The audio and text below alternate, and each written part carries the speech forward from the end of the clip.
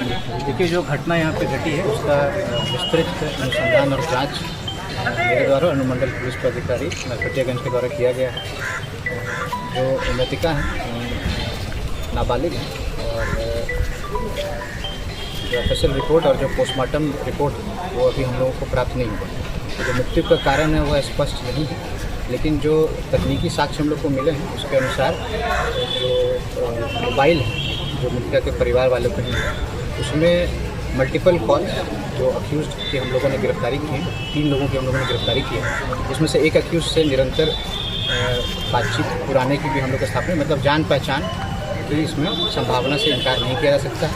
और साथ में ही अपनी मर्ज़ी से वो यहाँ से गई और उसके बाद एक होटल की यहाँ पे बात आती है, होटल में पहुँचे हैं और उस होटल में जो वीडियो साक्ष्य उसको हम लोग ढूंढने में लगे हैं। जो होटल मालिक उसको गिरफ्तार किया गया है, उसका बयान लिया गया है, तो उसके द्वारा भी बताया गया है कि 2 लोगों के साथ वहाँ पे जो बच्ची है उसका मूवमेंट है, साथ में वहाँ पे वो गई। उसके बाद कुछ जो दुष्कर्म है इनके द्वारा किया गया और उसके बाद जो बच्ची है उसकी सामूहिक रेप की बात नहीं है, क्योंकि सारा कुछ क्लियर है ना। आपको सीसीटीवी में भी जो गुप्ता अस्पताल है नरकटियागंज दुष्कर्म से सामूहिक रेप, तो उसमें हम लोगों को जो साक्ष्य मिला तो वो जो 2 लड़के हैं और जो लड़की वो होटल में गए हैं, जिसका वीडियो साक्ष्य हम लोग डिलीट कर दिया गया होटल वालों के द्वारा, जिसको गिरफ्तार किया गया उसको हम लोग एफएसएल भेज के उसको रिट्रीव करने का प्रयास करेंगे। लेकिन गुप्ता अस्पताल जो है उसका सीसीटीवी हम लोग को प्राप्त हुआ, उसमें 2 लड़कों के साथ वो लड़की आपको वहाँ पे जाते दिख रही है। तबियत बिगड़ने के बाद डॉक्टर रवि रंजन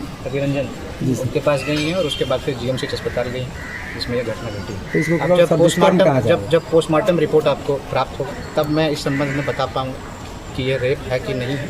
लेकिन क्योंकि जो कानूनन प्रावधान है 18 साल से कम उम्र की जो माइनर गर्ल हैं उनके साथ संबंध बनाना आपको रेप की श्रेणी में ही आता है, तो ये इस तरीके से इसका मैं अनुसंधान मेरे द्वारा आपको कराया जा रहा है। और जो 3 अपराधकर्मी हैं भोलू कुमार हैं, रुपेश कुमार, भोलू कुमार आपको चौतरवा के हैं और ये रुपेश कुमार हैं और सचिन कुमार आपको लौरिया। तो जो विस्तृत प्रेस ब्रीफ आपको अभी तो ग्रुप में डीएसपी साहब के द्वारा डाल दी है, यही मामला है। और ये मैं यही अनुरोध करना चाहूँगा कि जो विधि व्यवस्था की समस्या जो बनाई गई जिन भी कारणों से यह आपको उचित संदेश नहीं देता, और क्योंकि जब से मैंने यहाँ पे ज्वाइन किया कि क्राइम के केस को मेरे द्वारा कम देखा जाता है, तो सारा डिटेक्शन हम लोग करते हैं। तो पुलिस पे विश्वास रखना चाहिए। और अभी तक जो मृतिका हैं उनको अंतिम संस्कार भी नहीं किया गया, परिजनों से मेरी बात की, तो शांति व्यवस्था बना के रखा जाए। दाह संस्कार तुरंत आपको जो दाह संस्कार है उसको दिया जाए। हम लोग अनुसंधान कर रहे हैं, अन्य बिंदुओं को भी जांच कर रहे हैं और जैसे जैसे चीज़ें निकल के आएंगी हम जो मृतिका के परिवार वाले हैं उनसे इसको साझा करेंगे। ठीक, थैंक यू सर। जैसा कि आप देख सकते हैं हमारे समक्ष समृद्ध वर्मा जी हैं और क्या कुछ कहते हैं इस मैटर को लेके। जैसे कि आपको मैंने अपने वीडियो के माध्यम से दिखाया कि किस प्रकार जो है ये इस लड़की के साथ हादसा हुआ है और उस बेटी की जान चली गई है। तो इस मैटर पे सर आप क्या कह रहे हैं? देखिए, ये घटना कल की है। हम लड़की, उसका नाम करिश्मा था। हम सबके बीच की, हमारी किसी की बहन, किसी की बेटी थी। वो नाबालिग थी। हम सबको बहुत दुख है जो भी ये हुआ है। हम आशा है कि ये इसकी पुलिस, मैं बहुत खुश हूँ जिस तरीके से पुलिस प्रशासन इस पे काम कर रहे हैं। कल से रात भर उन लोगों ने हर जगह छापेमारी है और सुबह तक उन लोगों को 3 मुजरिम पकड़े गए हैं।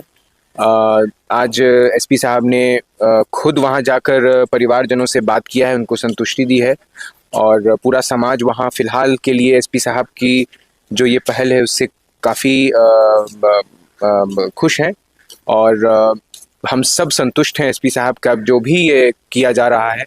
और इस तरीके की घटना ना हो हमारे पूरे देश में, चंपारण में इस तरीके की घटना ना हो। मेरा ये अपील है कि बहुत अच्छे से इसकी तह तक जाया जाए, एक इस पे पता किया जाए कि ये क्यों ऐसा हुआ।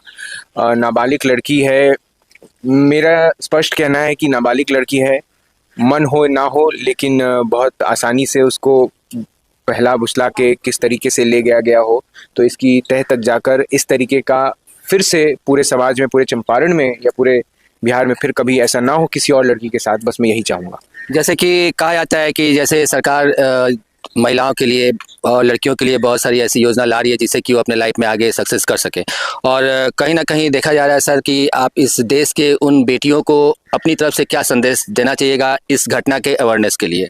देखिए, बेटियों को तो नहीं, मतलब बेटियों को तो बाद में, पहले मैं उनके माँ बाप भाई सबको एक मैसेज देना चाहता हूँ। मैं खुद 2 बच्चियों का बाप हूँ। मैं सबको मैसेज देना चाहता हूँ, ये संदेश देना चाहता हूँ कि उनको कभी भी किसी तरीके का बोझ मत समझिए। ये देश बहुत आगे बढ़ रहा है और बिना उनके सहयोग के ये देश आगे नहीं बढ़ पाएगा।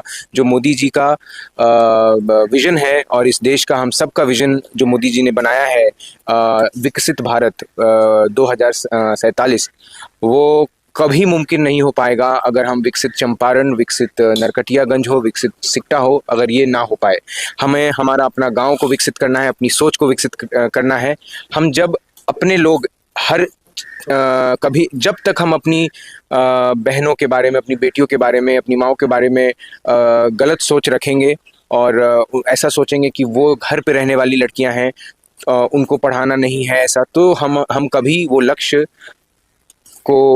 तक नहीं पहुंच पाएंगे। इसीलिए अगर इस देश को विकसित बनाना है तो उनको सपोर्ट करना पड़ेगा। उनको वो शक्ति उनमें है, वो हमारी समाज की देवियां हैं, वहीं से हमें शक्ति आती है। तो उनके लिए बस हमें एक सुरक्षित वातावरण बनाना है, सुरक्षित समाज बनाना है और उसके बाद हम कोई भी लक्ष्य उनके माध्यम से ज़रूर पहुंच सकते हैं। जी, बहुत बहुत धन्यवाद। देखा आपने कि कितने अच्छे तरीके से सर ने बताया है कि जो बेटियां होती हैं और आजकल देखा जाए तो अपने देश में जिस प्रकार जो है पुरुष और महिला, इसका पहले जो है भेदभाव किया जाता था, लेकिन आज के डेट में देखा जाए तो पुरुष के साथ महिलाएं भी कंधे से कंधे मिला के चल रही हैं। चाहे वो अपना देश का बॉर्डर ही क्यों ना हो, चाहे किसी प्रकार का कोई जंग क्यों नहीं हो, या किसी प्रकार की कोई पढ़ाई क्यों नहीं हो, या चाहे पुलिस फोर्स क्यों नहीं हो, चाहे SSB क्यों नहीं, मतलब हर तरफ से जो है लड़कियां कहीं ना कहीं पुरुष के बराबर हैं। तो मैं तो यही कहूँगा कि उन लड़कियों से, उन छोटी बच्चियों से जो कि अभी कॉलेज में या अभी स्कूल में है, अपने माता पिता का जो मार्गदर्शक दिखाते हैं उसको माने और कहीं ना किसी बुरा संगति जो होता है उसमें ना पड़े, क्योंकि अपने जीवन में एक लक्ष्य बनाकर एक पढ़ाई करें और ताकि आप अपने लक्ष्य की प्राप्ति कर सके। जी, बहुत बहुत धन्यवाद।